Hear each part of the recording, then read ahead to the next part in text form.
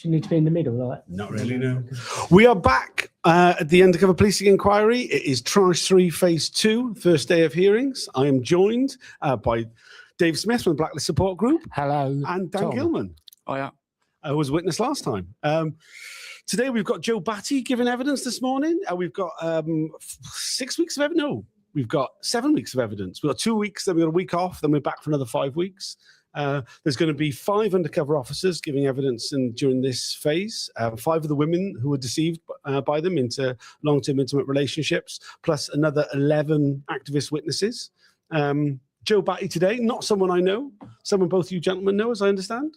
Yep, me and Dan know Joe really well. Yeah. Do you want to say something, Dan? Yeah, I mean, there wasn't an anti-fascist activity in the time I was active that Joe Batty wasn't also there by his side doing the same things, yeah. Yeah. Yep, Joe was a... Joe, oh, here we go. I forgot to do those ones. Yeah, we are now live on Instagram and TikTok as well. I hadn't set that bit up. Dry run. Okay. Yeah, Joe Batty, who's the witness today in the Spy Cops inquiry, was T&G steward. So another union person being spied on by undercover police. And he was also, very prominent anti-racist, anti-fascist campaigner during the 90s, and to be honest, to this day, still very, very, very, very active, working with Hope Not Hate and other people like that. We've seen some of the witness statements that have come out, and we've seen some of the remarks that have come out by Carlo Seraci, who was the undercover police officer who was spying on him. And we think it's going to be, we're here to give moral support and drink the inquiry's tea and coffee. Yeah, there's a lot of drinking the inquiry's tea and coffee going on. So spied on by Carlo Seraci, I mean, a lot has been made of the fact that he spied on anti-fascists. What's becoming very clear is that he spied on trade union activity quite extensively as well. Was that the case with Joe Batty?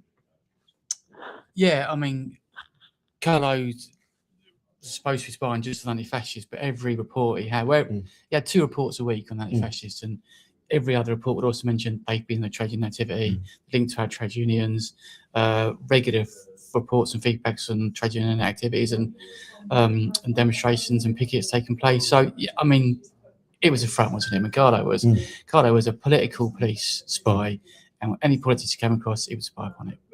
Yeah, I mean, I think that sums up exactly, what these SDS officers were doing. The idea that it was demarcated into one little area is just this convenient nonsense that's being pushed by the police at the moment.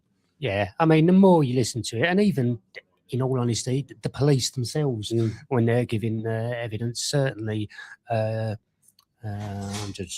Mark Jenner, when I knew him, Mark Cassidy, when he was giving evidence just before Christmas, he quite openly said, I was there to hoover up anything. My job was to hoover up anything that I thought was of any relevance whatsoever.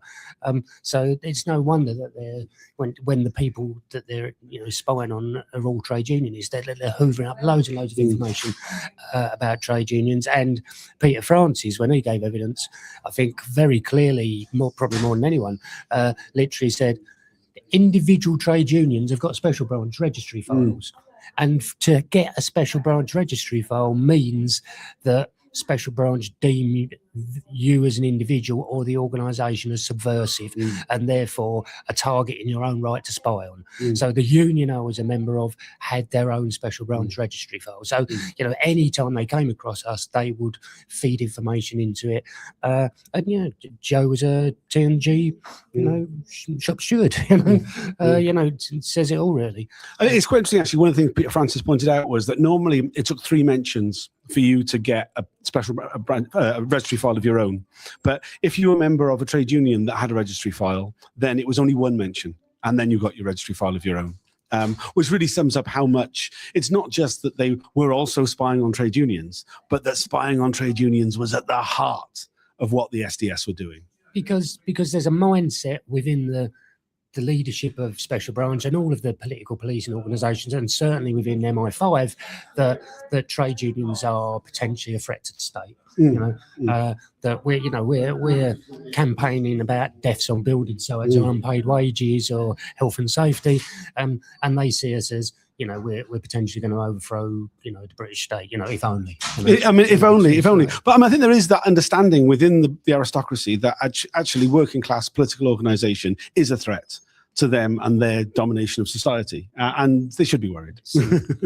Since they introduced the Combinations Act, since they sort of, you know, arrested the Chartists and sent the Tolpole Martyrs to Australia. Yeah, clearly. I mean, moving off of that, because sorry, I'm just looking for time because we're going to go in there soon. One of the things that's clearly going to come up today is the allegation that we wrote in our book, and Dan and Joe have both put in their witness statements, as Frank Smith earlier on, about Carlo Seraci inciting activists to petrol bomb a charity shop. Yeah, I mean, I know I've spoken many platforms and many meetings with Joe over the years, even at Glastonbury and stuff like that. You've met Joe at Glastonbury? I have met, I did meet Joe at Glastonbury, absolutely. Yeah, many moons ago now. Actually, that's going back probably about 2014. Well, maybe? a few times. It's been there. Yeah. So, you know, he tends to turn up when we're doing stuff there, and you know, he's been quite open about it. You know,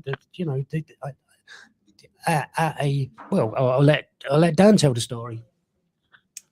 Well, I'm hoping Joe gets a chance to put across our collective point of view to the accusation that we tried to petrol bomb a charity shop we didn't know existed, didn't know it was a front to the fascists. How we talked about it, the spy cop never once reported on us talking about it. The only person who could possibly have known it existed was the spy cop. Certainly wasn't me and Joe. So I'd be keen for Joe to get the chance to give his point of view rather than just get a tirade of questions, just trying to undercut and undermine the anti-fascism we did. It'd be great if Joe gets a chance to put across his point of view, because there's been articles in the press this week. There's a piece on Women's Hour this morning. The accusation that me and Joe and others tried to set fire at a charity shop is out there. It's been out there by the spy cops. No one anywhere has said, no, we didn't do it. It was the spy cops. I know our lawyers asked for it to be a final judgment. Who came up with the idea, Carlo or us? And it does affect our employment. Now, we've been on blacklists before. If this accusation by the spy cops to try to set fire at a charity shop is out there, it's just back on the blacklist.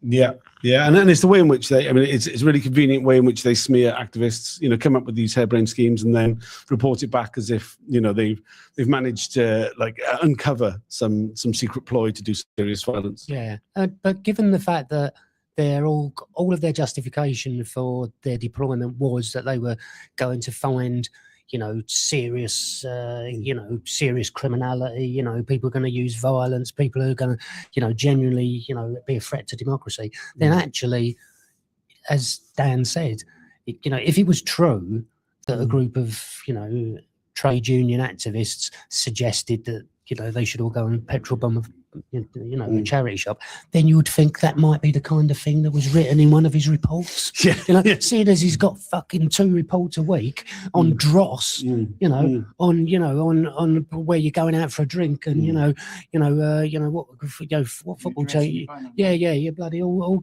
personal stuff on you. This thing that would actually be within, the definition of subversion, it's supposedly spying on. It doesn't make the report at all. It doesn't, and there's this sort of almost suggestion that we sort of made this up and sexed it up after the event. I wasn't at the party where this where Seraci incited people to do it, but I knew a lot of people were, Dan, Frank, Joe, and others. And even before we knew Seraci was an undercover police officer, we organised collectively a meeting at the Guardian's offices in London to speak to Rob Evans, who wrote the book Undercover, to basically say, look, we've got, we've read your book, we've seen what's coming out in the newspapers, we've got suspicions that this individual was an undercover police officer. And at that meeting, years before it was confirmed he was an undercover police officer, everyone who was there, who was at that party, all told the same story about, Carlo inciting people to go and petrol bomb a charity shop. Now, this isn't after the event, sexing it up in order to try and, sling mud. If it proved that he wasn't an undercover police officer, that it's just some geezer that we know who's a bit leery. But it's not, this is confirmed by multiple witnesses, and whatever these undercover police are doing, they're supposedly there to defend democracy. They are the people subverting democracy. They are the people who are actually, going against democratic campaigning organisations. And exactly as Dan said, we all know how blacklisting works. Joe's on the blacklist. I'm on the blacklist. Many other people on here on the blacklist. Not all trade unionists, because once these stories get out there, they get, you get onto a police file. Those police files are shared with big business. They don't even admit they're not. They're quite open about the fact they're used for the vetting. Vetting is just another word for, for blacklisting. And, they're putting smear stories out in the newspapers. As I said, literally this morning, there's articles, in which it's Dan is smeared, Well, who's going to, if you can't get a job in the future, who's going to bloody pay for that? Because these people deserve to, be able to account. We need to go and support Joe. We need to go in. Yeah. Hearings will start at 10 a.m. for us. There is a 10-minute delay, as there always is. You can tune in with the link that's just in the description to the hearings from 10 past 10. Please join us then. During the first break, we'll do another video and update what we hear from Joe. Thanks for joining us. Also, Alison's on Woman's Hour in about an hour from now. Yes, tune into that. In fact, just now. She's starting any minute now. Yeah. Cheers for joining us. Bye for now.